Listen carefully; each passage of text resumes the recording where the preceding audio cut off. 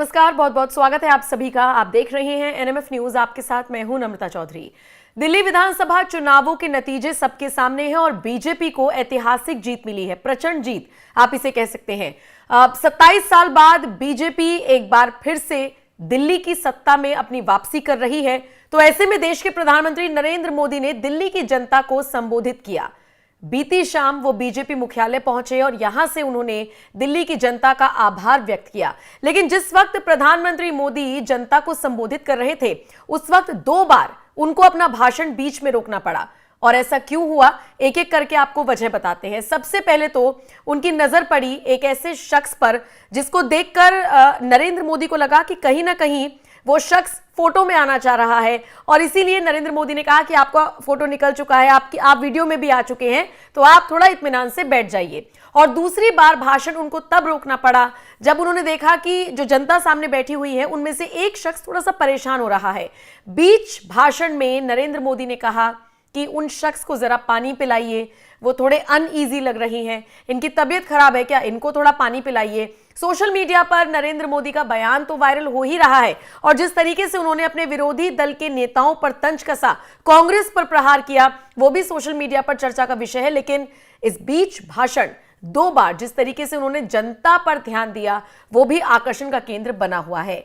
नरेंद्र मोदी ने कैसे कहा कि आप जरा इन्हें पानी पिलाइए, वो वाला उनका बयान भी सुन लीजिए। और उसके बाद नरेंद्र मोदी ने और क्या कुछ कहा, उनके दोनों बयानों के साथ आपको छोड़े जा रहे हैं। जरा इनको नींद आ रही है, तबीयत खराब है, जरा डॉक्टर देख लीजिए, इस कार्यकर्ता को पानी पिला दीजिए, शायद तबीयत ठीक नहीं है, इनको जरा संभालिए। हाँ, नहीं वो थोड़े अनईजी लग रहे हैं। हाँ, पानी पिलाइए, थोड़े अनईजी लग रहे हैं।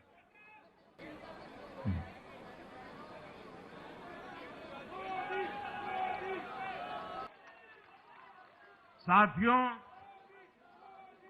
टूटती सड़कें, कूड़े के ढेर, सीवर ओवरफ्लो और प्रदूषित हवा, दिल्ली की जनता इन सब समस्याओं से त्रस्त रही है। अब यहां बनने वाली भाजपा सरकार दिल्ली को विकास की ऊर्जा के साथ एक आधुनिक शहर बनाएगी। साथियों, पहली बार दिल्ली एनसीआर के हर प्रदेश में बीजेपी का शासन आया है। आजादी के बाद ये पहली बार हुआ है। राजस्थान में, यूपी में, हरियाणा में, ऐसे पड़ोस के हर राज्य में भाजपा की सरकारें हैं। ये बहुत ही सुखद संयोग है। जरा इनको नींद आ रही है, तबीयत खराब है, जरा डॉक्टर देख लीजिए, इस कार्यकर्ता को पानी पिला दीजिए, शायद तबीयत ठीक नहीं है, इनको जरा संभालिए। हाँ,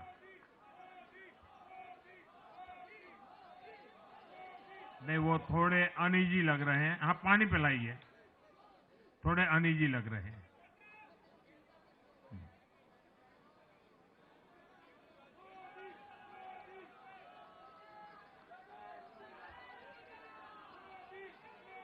साथियों, इन सभी क्षेत्रों में आजादी के बाद पहली बार एक साथ भाजपा की सरकारें हैं।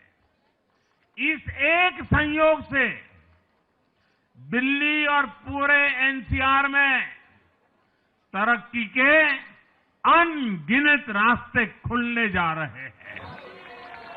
साथियों, ये आपदा वाले ये कहकर राजनीति में आए थे कि हम राजनीति बदल डालेंगे, लेकिन ये कट्टर बेईमान निकले।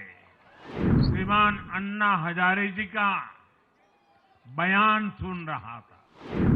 अन्ना हजारे जी काफी समय से इन आपदा वालों के कुकर्मों की पीड़ा झेल रहे थे, आज उन्हें भी उस पीड़ा से मुक्ति मिली होगी।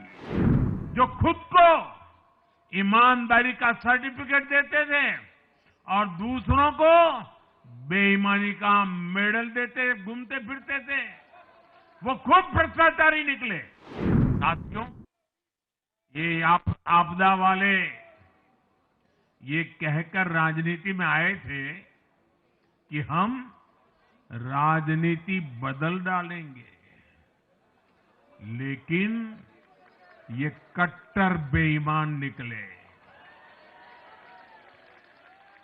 मैं आज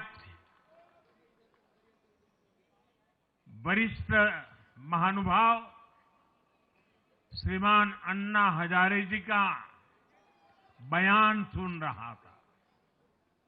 अन्ना हजारे जी काफी समय से इन आपदा वालों के कुकर्मों की पीड़ा झेल रहे थे, आज उन्हें भी उस पीड़ा से मुक्ति मिली होगी।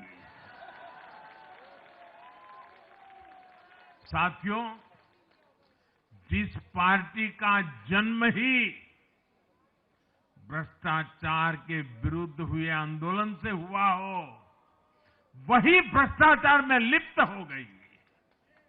ये देश की ऐसी पार्टी बनी जिसके मुख्यमंत्री, मंत्री भ्रष्टाचार के आरोप में जेल गए, जो खुद को ईमानदारी का सर्टिफिकेट देते थे और दूसरों को बेईमानी का मेडल देते घूमते फिरते थे, वो खुद भ्रष्टाचारी निकले।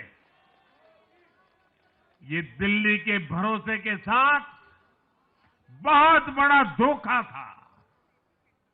शराब घोटाले ने दिल्ली को बदनाम किया, स्कूल और अस्पताल में हुए घोटालों ने गरीब से गरीब को परेशान किया, और ऊपर से अहंकार इतना कि जब दुनिया कोरोना से निपट रही थी तो ये आपदा वाले शीश महल बना रहे थे। इन आपदा वालों ने अपने हर घोटाले को छिपाने के लिए रोज नई नई साजिशें रची, लेकिन अब दिल्ली का जनादेश आ चुका है। मैं गारंटी दे रहा हूं, पहले विधानसभा सत्र में ही सीएजी की रिपोर्ट सदन में रखी जाएगी।